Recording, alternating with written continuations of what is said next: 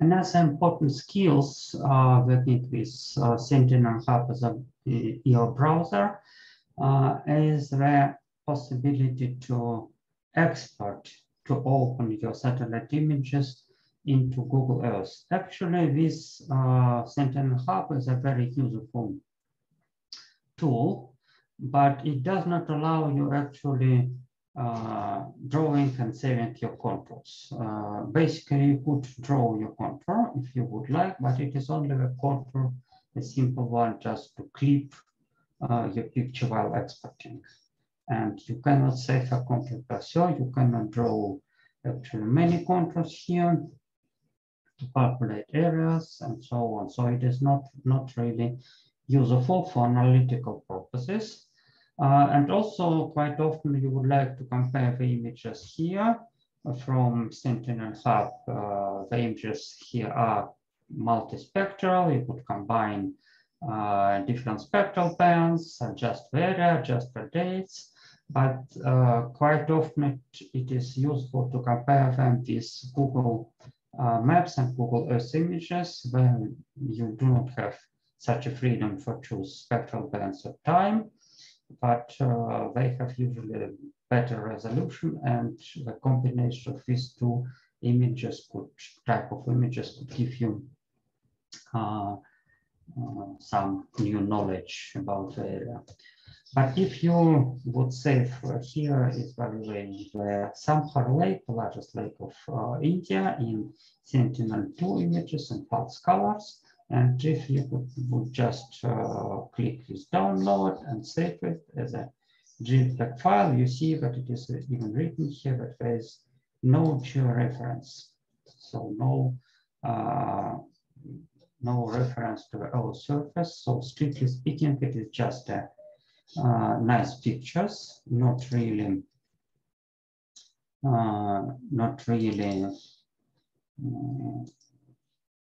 GIS data somewhere. So if later on, if you would like to open it in Google Earth, for example, on any other GIS system, so you could try to open it, file open. Actually, Google Earth does understand very well many different formats. You could import not only the KML, KMZ as we did previously, but many other GIS spatial data formats. But if we would try to choose this JPEG files, the saved, JPEG also could be georeferenced, but this JPEG doesn't. So it will be placed somewhere. The system will ask you about the coordinates of this photo. In principle, you could adjust it somehow, but it is impossible to locate them, georeference them really precisely. And in the reality, you see, for example, I saved it. It was just placed somewhere in the air over our Pacific Ocean, and it definitely is out of scale, out of correct references, so it basically doesn't work. I'll just delete it. If you would like, but there are ways to save your data as a real from Sentinel Hub as a real special data, GIS data. But for that, you must be registered here. So I do recommend you to register here. You could just click log in. And if you are doing this for the first time, you have to sign up and fill a pretty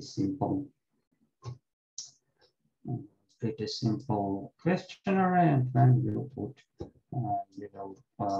receive a confirmation to your email, and after that you could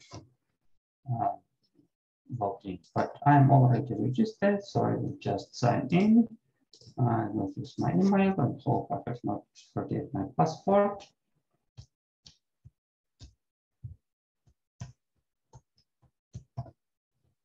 And then sign in. And you see my name appeared here instead of login sign. It will be registered. When we will use this download image, the more options will be available for exporting. First of all, for us, there's also some high resolution images, also with no reference, but with a pretty high resolution. You could do the good images suitable for publications, for printing. But for us, is much more important with analytical tab, where instead of using the no georeference options, there are some options which are real spatial data. They could be georeferenced, and where basically they're geotiff. I would not recommend to use a 32-bit float, but 8 and 16-bit should work for Google Earth Pro. But the simplest way is just to use this KMZ JPEG. It will be the same JPEG, but georeference it in with a KMZ format. And the resolution, I would recommend you to put a maximum resolution, where real resolution will depend a little bit on the size of area you work with. If you would like to have a resolution, original resolution for my imagery, you have to work with a limited area only. Here, all the rest is basically doesn't matter. And you just have to choose some visualized preset combination of spectral bands, so you could download raw data, and when you could just, as you will select it, you could just click download. It will also spend some time syncing, and you will save your image in KMZ format. In this case, if you will then open it here in Google Earth, you see it appeared as a KMZ file.